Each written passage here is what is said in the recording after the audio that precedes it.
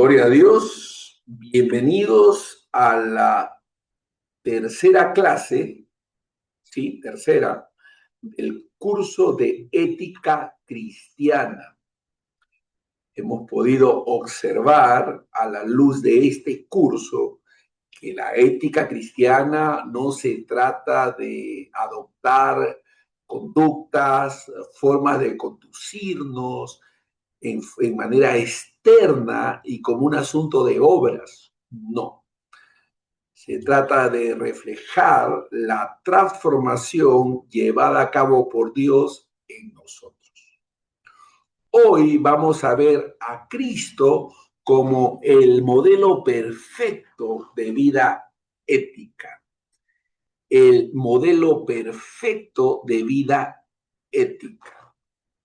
Es, vamos a decirlo así, la ética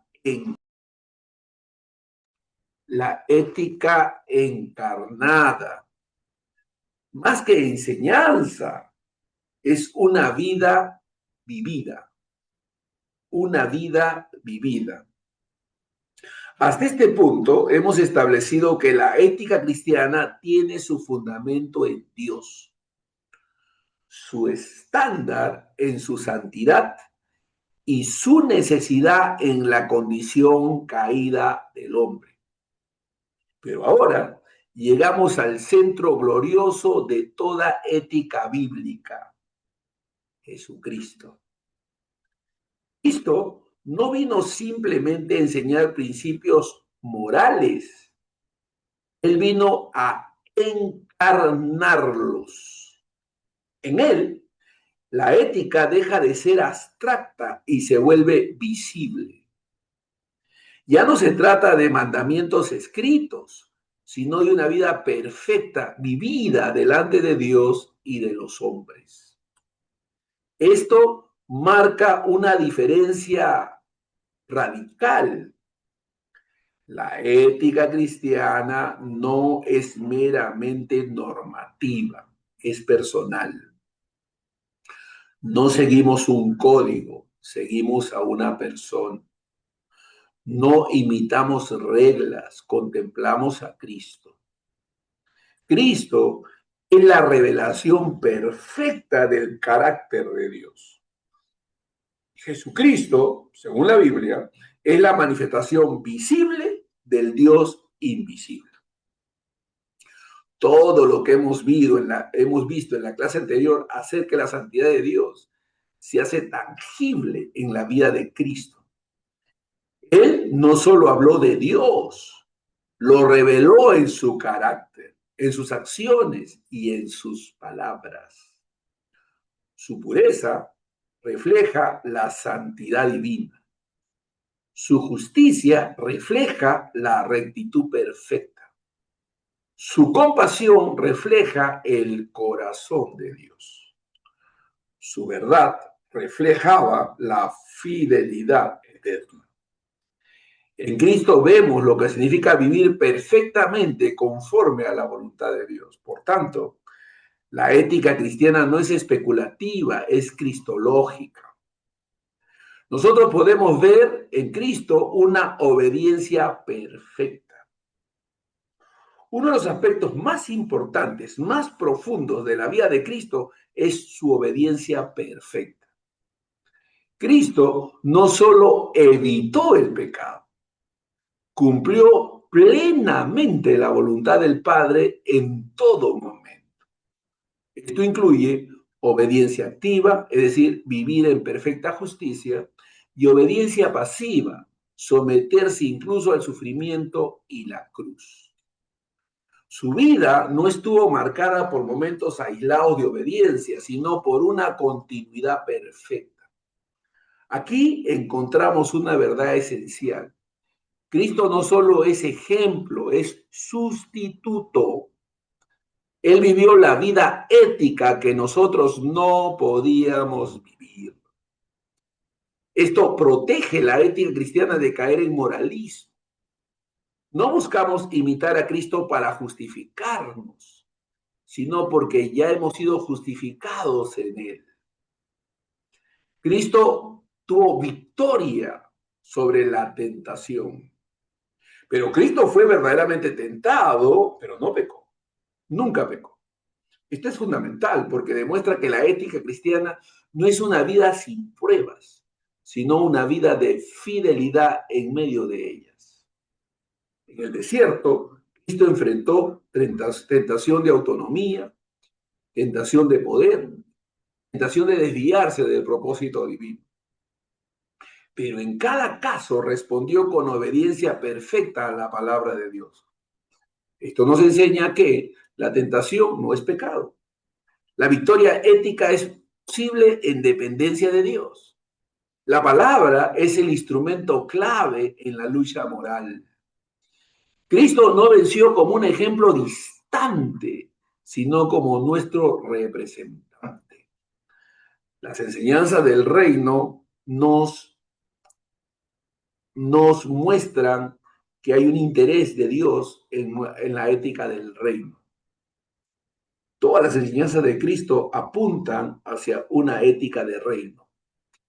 Jesús no solamente vivió éticamente, también enseñó la ética del reino de Dios. En sus enseñanzas, especialmente en el Sermón del Monte, Cristo profundiza la ética más allá de lo externo hacia lo interno. Nos enseña que no basta con no matar, hay que tratar con la ira. Que no basta con no adulterar, hay que tratar con el corazón. No basta con cumplir, hay que amar. Cristo lleva la ética al nivel del corazón. Esto revela que la ética cristiana no es comportamiento superficial, sino transformación interior. Hay que entender que el eje central de la ética de Cristo es el amor. El eje central de la ética de Cristo es el amor. Si hay una característica que resume la vida de Cristo es el amor. Pero no es un amor sentimental, sino un amor sacrificial, santo y verdadero. Cristo, hermanos, amó al Padre con obediencia perfecta. Amó a los pecadores con gracia. Amó hasta el extremo de dar su vida. Este amor redefine la ética. La ética cristiana no es simplemente hacer lo correcto, sino amar correctamente. Amar a Dios sobre todas las cosas. Amar al prójimo como a uno mismo. Aquí se resume toda la ley en amar.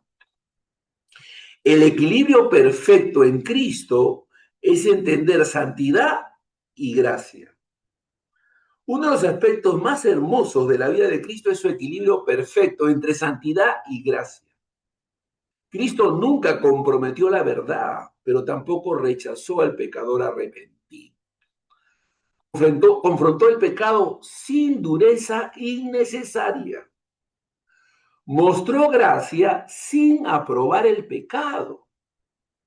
Restauró sin relativizar la justicia. Esto es clave para la ética cristiana. No somos llamados a ser duros sin gracia, ni tolerantes sin verdad, sino a reflejar el equilibrio de Cristo. Hay que entender que el centro ético del universo es la cruz. La ética cristiana alcanza su punto más alto en la cruz. En la cruz vemos la justicia de Dios que no ignora el pecado, el amor de Dios que provee redención, la santidad de Dios que exige expiación. Cristo no murió como un ejemplo moral solamente, sino como el cumplimiento de la justicia divina. Pero la cruz también se convierte en el modo supremo de vida. Negarse a sí mismo, tomar la cruz, vivir para Dios. La ética cristiana, en esencia, es vivir una vida cruciforme, una vida cruciforme, una vida crucificada, pues. Cristo es la base de la ética y se hace real en nosotros cuando estamos unidos a Él.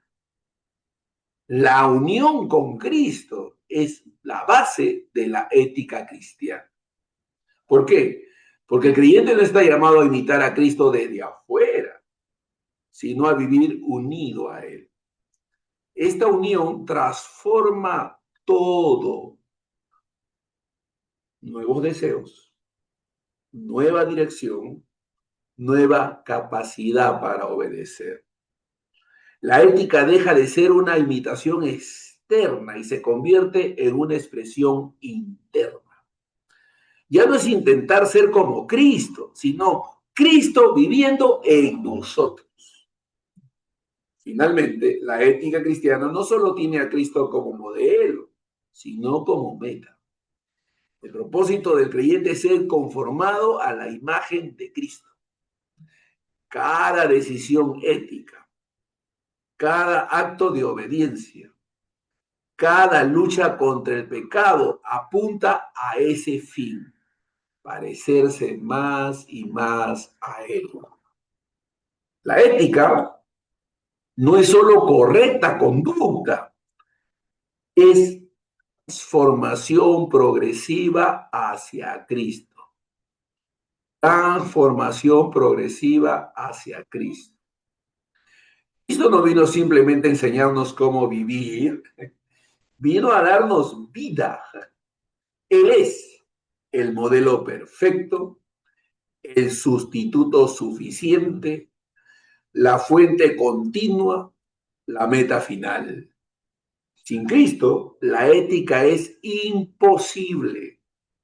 Con Cristo, la ética se vuelve una expresión de vida transformada.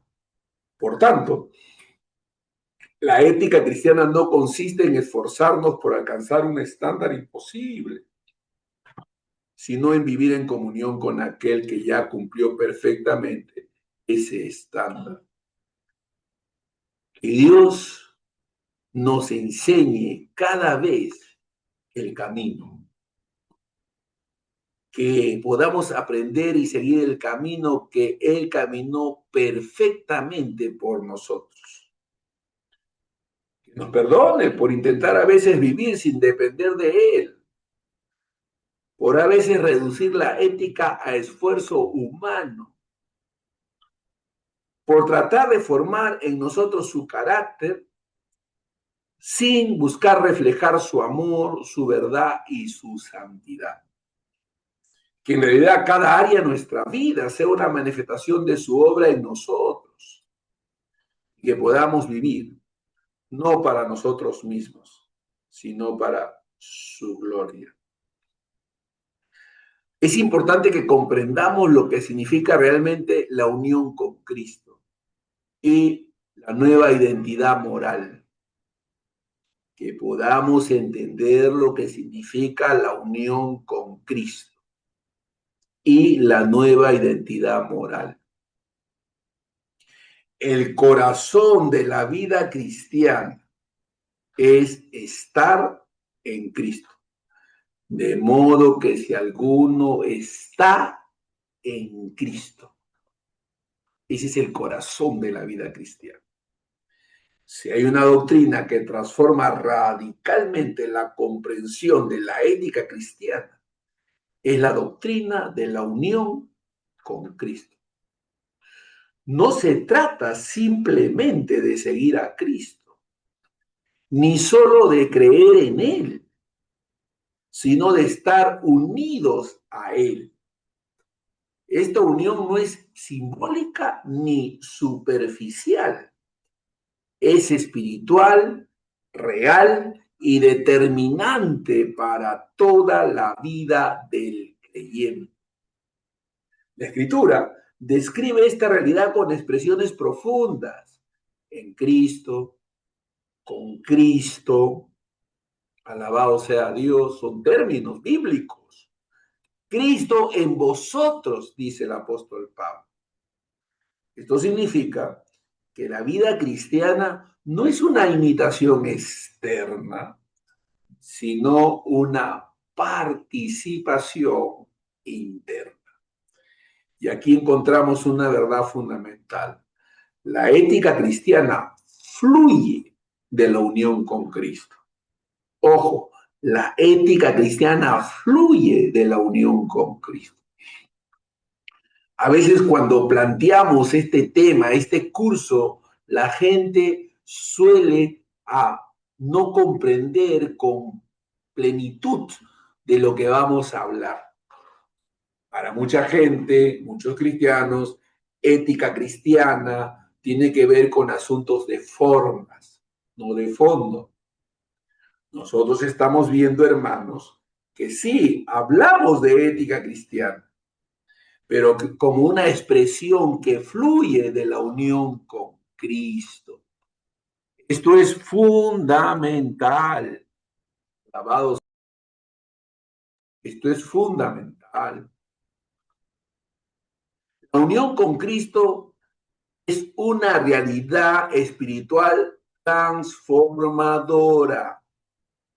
La unión con Cristo es una realidad espiritual transformadora. En la Biblia se nos enseña que la unión con Cristo es el eje de la salvación. Todo lo que Cristo es y ha hecho se aplica al creyente a través de esta unión. Su muerte es nuestra muerte. Su resurrección es nuestra vida nueva. Su justicia es nuestra justicia.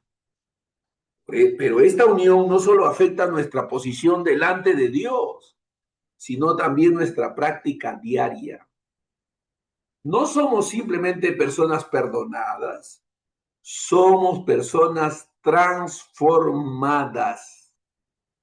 La ética cristiana, entonces, no nace de un esfuerzo independiente, sino de una vida que participa de Cristo. Tenemos una nueva identidad.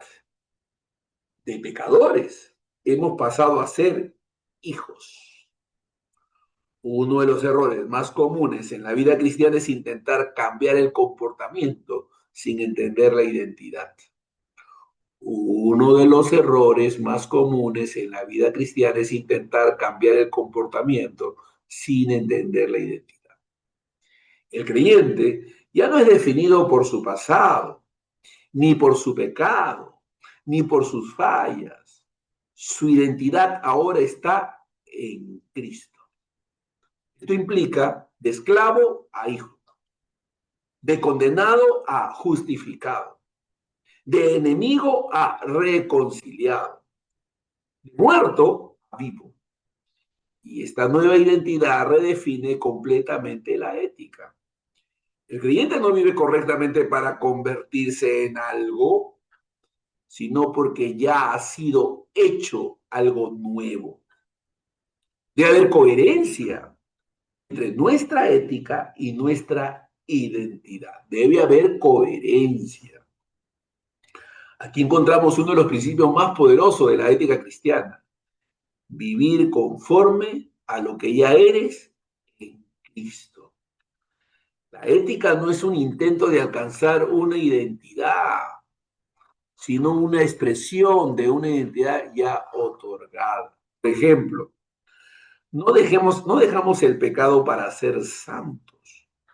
Lo dejamos porque ya hemos sido santificados. No amamos para ser aceptados. Amamos porque ya somos aceptados. No obedecemos para ser hijos. Obedecemos porque ya lo somos. Esto transforma completamente la motivación. La obediencia deja de ser carga y se convierte en coherencia. Hemos muerto al pecado. Esta es nuestra realidad presente. Ojo, hemos muerto al pecado y esta es una realidad presente. La unión con Cristo implica que el creyente ha muerto al pecado. Esto no significa que el pecado ya no esté presente, sino que ya no tiene dominio absoluto. El creyente ya no es esclavo del pecado. Esto tiene implicaciones éticas profundas. El pecado ya no define nuestra identidad. El pecado ya no tiene autoridad final. El creyente tiene la capacidad real de resistir. La ética cristiana no es lucha desde derrota, sino lucha desde victoria. Tenemos una nueva vida y el poder para vivir correctamente. Tenemos una nueva vida y el poder para vivir correctamente. La unión con Cristo no solo implica muerte al pecado, sino también vida nueva. El creyente ha sido vivificado espiritualmente. Esto significa que tiene nuevos deseos, tiene sensibilidad espiritual, tiene capacidad para obedecer. La ética cristiana no es simplemente decir no al pecado, es más bien decir sí a una nueva forma de vida. Una vida que ama lo que antes rechazaba y rechaza lo que antes amaba. El papel del Espíritu es clave en esta unión con Cristo. La unión con Cristo es aplicada y sostenida por el Espíritu Santo. Él es quien habita en el creyente, produce el fruto espiritual, capacita para la obediencia. Sin el Espíritu, la ética cristiana es imposible, pero con él, la vida ética se convierte en una expresión sobrenatural de transformación. Esto nos libra del activismo religioso y nos lleva a la dependencia constante. Nuestra renovación de mente es clave en una vida de ética cristiana. Nuestra renovación de la mente. La nueva identidad en Cristo debe ser acompañada por una mente renovada. De ahí que son importantes estas lecciones, poder comprender, captar estos pensamientos, porque la renovación de nuestra mente es fundamental. El creyente necesita aprender a pensar conforme a la verdad. El creyente necesita aprender a pensar conforme a la verdad. Porque muchas veces, aunque somos nuevos en Cristo, seguimos pensando como si fuéramos lo que antes éramos. La ética cristiana requiere reeducación espiritual, renovación del entendimiento, alienación con la palabra. No basta con tener nueva vida, hay que vivir conforme a ella. Por supuesto, hay una lucha contra la vieja naturaleza. Pero recuerden, esta lucha es desde la victoria, no desde la derrota. Aunque el creyente tiene nueva identidad, aún enfrenta la presencia del pecado. No el poder del pecado, pero la presencia del pecado. Esto genera una tensión real, lo que somos en Cristo y lo que aún experimentamos en la carne. Aquí es donde la ética cristiana se vuelve práctica. No negamos la lucha, pero tampoco nos rendimos a ella. Vivimos recordando quiénes somos, dependiendo del Espíritu, resistiendo el pecado. La vida cristiana no es perfección inmediata, sino transformación progresiva. Repito, la vida cristiana no es perfección inmediata, sino transformación progresiva. La iglesia como comunidad se convierte en el contexto de nuestra nueva identidad. La iglesia como comunidad, como la iglesia local, se convierte en el contexto de nuestra nueva identidad. Es decir, la unión con Cristo también implica unión con su cuerpo, la iglesia. La ética cristiana no se vive en aislamiento. Nuestra nueva identidad se expresa en comunidad. amando a otros creyentes, perdonando, sirviendo, edificando. La ética cristiana es relacional, no individualista. La unión con Cristo es la clave para entender la ética cristiana. Si sin esta doctrina de la unión con Cristo, la ética se convierte en un esfuerzo agotador. Con esta doctrina bien comprendida, entendida, la ética se convierte en una expresión natural de una nueva vida. No vivimos correctamente para llegar a Cristo. La vivimos porque ya estamos en Cristo. Y desde esa unión, nuestra vida comienza a reflejar progresivamente su carácter. Debemos de dar gracias a Dios porque no solo nos llamó a seguirle, sino a estar unidos a Él. Él es el que nos ayuda a vivir conforme a esta nueva identidad, a no volver a las viejas formas de vida y a recordar quiénes somos en Cristo. Hay que renovar nuestras mentes, fortalecer nuestro espíritu y hacer que nuestra vida sea coherente con su obra en nosotros. Entendamos que no debemos vivir por esfuerzo humano, sino por la vida que Él ha producido en nosotros. Hay que entender la diferencia entre la ley y la gracia en la ética cristiana. Hay que entender.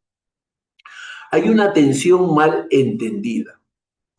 Pocas áreas han generado tanta confusión en la vida cristiana como la relación entre la ley y la gracia. Algunos, al enfatizar la gracia, han llegado a despreciar la ley.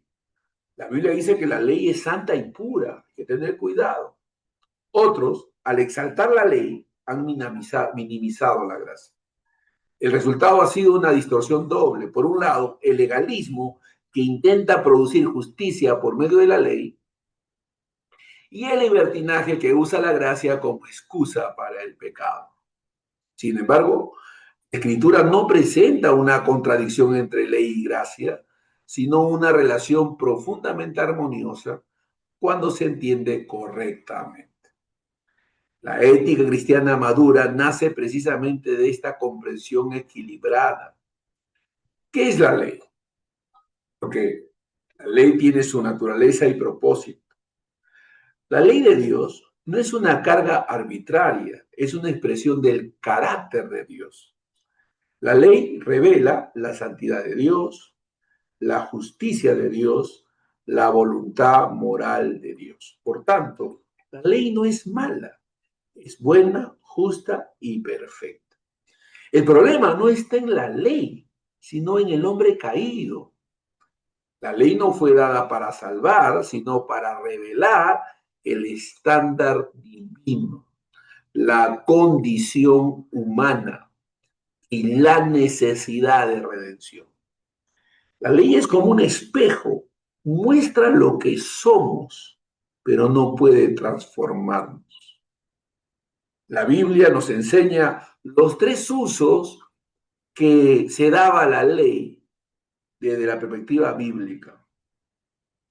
En la Biblia se identifican tres usos principales de la ley. La ley civil, que tenía como propósito restringir el mal en la sociedad, aunque no regeneraba, limitaba la corrupción humana. El uso pedagógico de la ley revelaba el pecado y conduce al hombre a Cristo. Muestra nuestra incapacidad y nos lleva a depender de la gracia. También el uso normativo. La ley sirve como guía para la vida cristiana. Número uno, no como medio de salvación, sino como una dirección para vivir conforme al carácter de Dios. Este tercer uso es esencial en la ética cristiana. No vivimos conforme a la ley porque tratamos de cumplirla, pero caminamos en los principios divinos porque la ley ha sido escrita ahora en la tabla de nuestros corazones. La gracia es más que perdón, es transformación.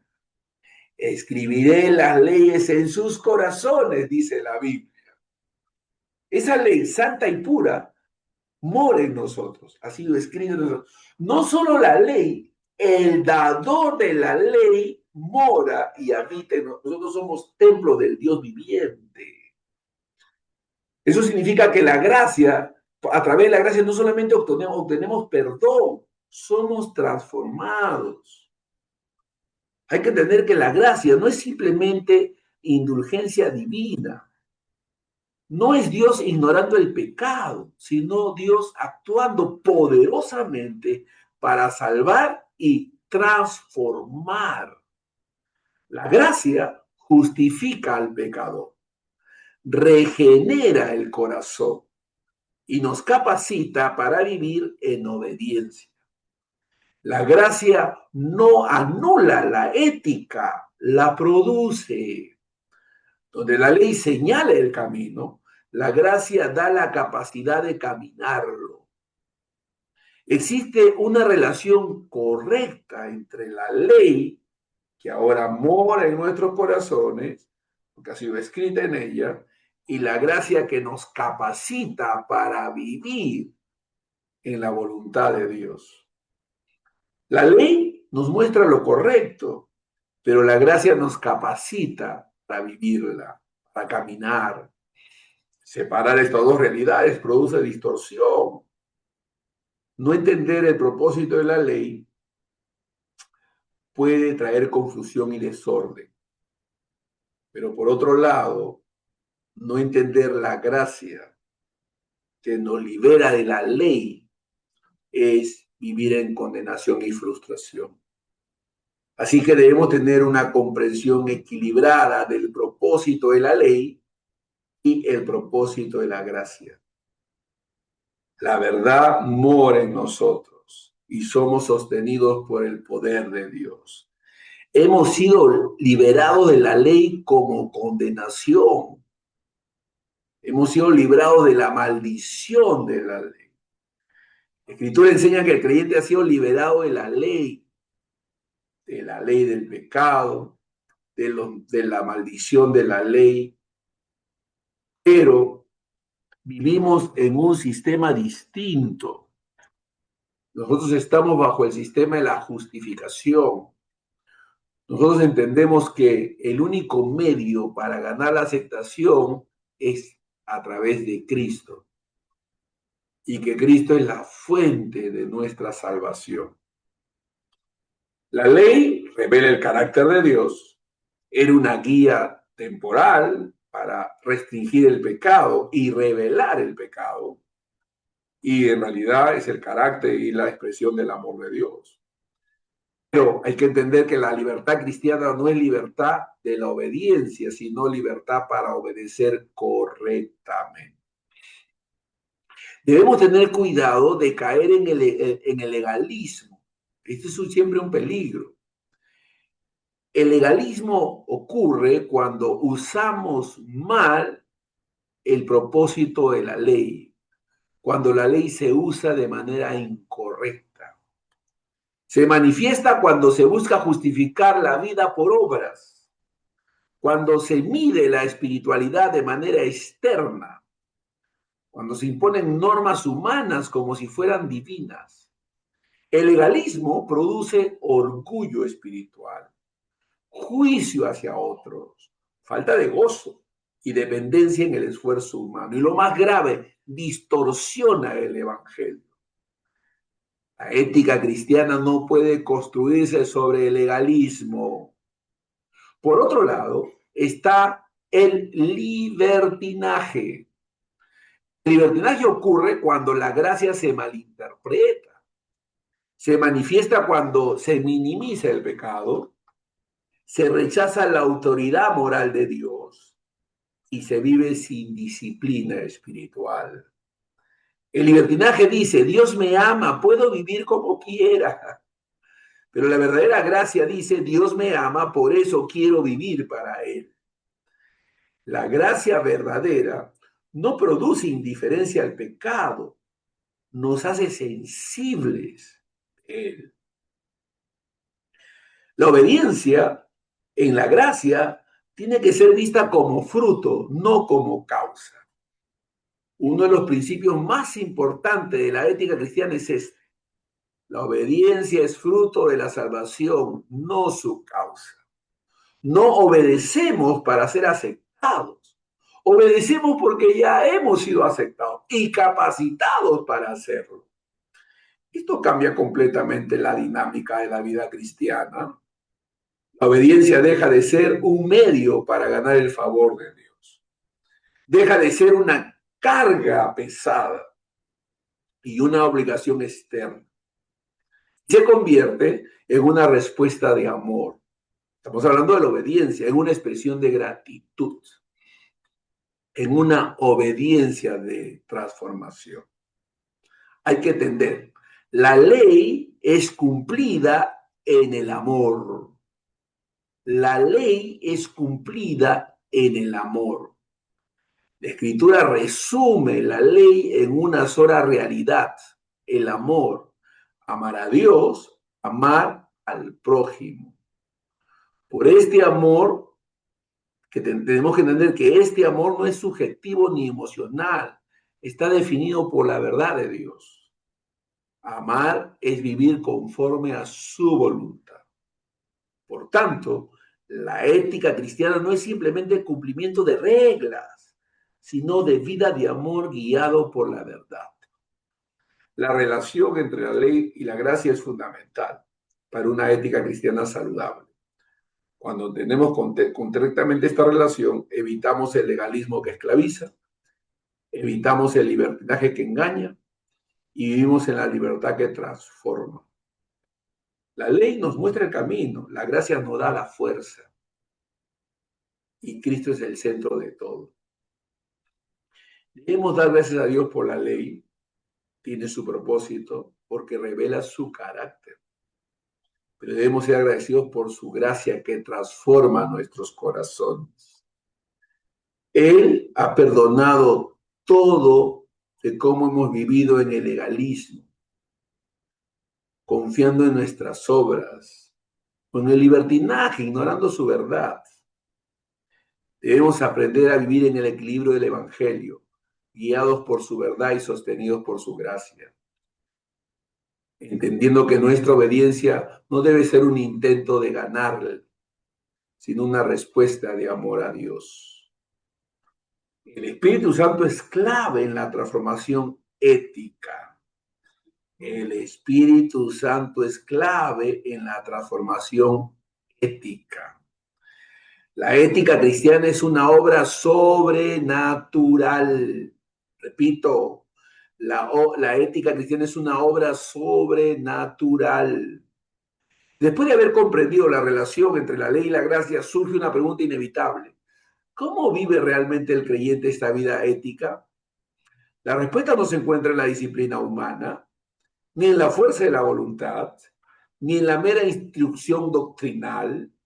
La respuesta se encuentra en la obra poderosa y continua del Espíritu Santo. La ética cristiana no es en esencia un proyecto humano, es una obra divina. El Espíritu Santo no solo informa la mente, sino que transforma el corazón. No solo instruye, sino que capacita. No solo señala el camino, sino que nos lleva a caminar en él. Por tanto, toda ética cristiana auténtica es dependiente del Espíritu. El Espíritu Santo es la persona divina. Él no es una fuerza impersonal, es una persona divina. Es fundamental afirmar que el Espíritu Santo no es una energía, ni una influencia, ni una fuerza abstracta. Él es Dios mismo, la tercera persona de la Trinidad. Esto significa que su obra en la vida del creyente es personal, intencional, relacional. No se trata de activar un poder, sino de vivir en comunión con una persona divina. La ética cristiana no es mecánica, es relacional. El inicio de esta transformación ética empieza con la regeneración. La obra ética del espíritu comienza en la regeneración. Antes de este acto, el hombre está espiritualmente muerto. No puede responder a Dios, no desea a Dios, no vive para Dios. Pero en la regeneración, el corazón es transformado, la voluntad es renovada, la mente es iluminada. Aquí nace la capacidad de vivir éticamente. La ética cristiana no comienza con la enseñanza, sino con la vida.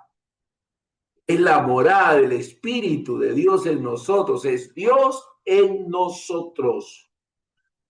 Una de las verdades más asombrosas del Evangelio es esta: el Espíritu Santo habita en el creyente. No está distante, no actúa desde afuera, sino que vive en nosotros. Esto implica que no estamos solos en la lucha ética. No dependemos de nuestras propias fuerzas. Tenemos acceso constante al poder de Dios. La ética cristiana no es vivir para Dios desde lejos, sino vivir con Dios desde adentro. La obra de Dios a través del Espíritu continúa. A eso se le llama santificación. La santificación es el proceso mediante el cual el creyente es conformado progresivamente a la imagen de Cristo. Y esta obra es realizada por el Espíritu Santo. Es Él el que convence de pecado, produce arrepentimiento, forma el carácter de Cristo y capacita para la obediencia. La ética cristiana no es estática, es progresiva, es dinámica. No somos perfectos, pero estamos siendo transformados. Por eso la Biblia habla del fruto del Espíritu Santo, lo cual viene a ser la evidencia de la vida ética. La evidencia más clara de la obra del Espíritu es el fruto que produce en la vida del creyente. El fruto no es artificial ni forzado, es natural en una vida rendida al Espíritu. Incluye amor, gozo, paz, paciencia, bondad, fidelidad, mansedumbre, dominio propio. Esto es clave. La ética cristiana no se mide solo por lo que evitamos, sino por lo que producimos. No solo es ausencia del pecado, sino presencia de carácter transformado. La lucha entre la carne y el espíritu es una realidad. Aunque el creyente tiene el Espíritu Santo, aún enfrenta la presencia del pecado. Esto genera una lucha constante. La carne desea lo contrario del espíritu y el espíritu guía hacia la santidad. Esta tensión no es señal de fracaso, sino de vida espiritual. El creyente ya no vive en armonía con el pecado, sino en conflicto con él. La ética cristiana se desarrolla en medio de esta lucha. Debemos aprender a andar en el espíritu, porque andar en el espíritu es la clave de la vida ética. La Escritura nos llama a andar en el espíritu. Esto implica dependencia constante, sensibilidad a su dirección, obediencia a su guía. No se trata de momentos aislados, sino de un estilo de vida. Andar en el Espíritu significa someter nuestras decisiones a Dios, buscar su dirección en todo, vivir conscientes de su presencia. La ética cristiana no es ocasional, es continua. La palabra y el Espíritu son una obra inseparable. La palabra y el Espíritu llevan a cabo esta obra de manera inseparable. El Espíritu Santo nunca actúa independientemente de la palabra de Dios. Él ilumina la escritura, aplica la verdad al corazón, produce obediencia conforme a la palabra. Esto nos protege de dos errores: el intelectualismo sin vida espiritual y la espiritualidad subjetiva sin fundamento bíblico. La ética cristiana verdadera es fruto de la palabra aplicada por el Espíritu. Debemos aprender a depender diariamente, porque es la clave de la práctica. Depender diariamente. La ética cristiana no se vive por impulsos ocasionales, sino por la dependencia diaria. Cada día el creyente necesita rendir su voluntad, buscar la dirección de Dios y depender del Espíritu. No avanzamos en la vida ética confiando en lo que ya sabemos, sino dependiendo de aquel que nos transforma. El Espíritu Santo es el agente principal de la ética cristiana. Sin él, la ética es imposible. Con él, la ética es inevitable. No vivimos correctamente porque somos fuertes, sino porque Dios obra en nosotros. La vida cristiana no es esfuerzo independiente, sino dependencia constante. Debemos orar a Dios y darle gracias. Señor, gracias por tu Espíritu Santo. No solo nos enseñó la verdad, sino que vive en nosotros. Perdónanos por intentar vivir en nuestras fuerzas, por olvidar nuestra dependencia de ti. Guíanos, transforma nuestro corazón y produce en nosotros el fruto que te agrada. Haz que nuestra vida ética no sea un esfuerzo humano, sino una manifestación de tu obra en nosotros, en Cristo Jesús. Amén. Amén. En la próxima clase estaremos estudiando la conciencia cristiana y el discernimiento.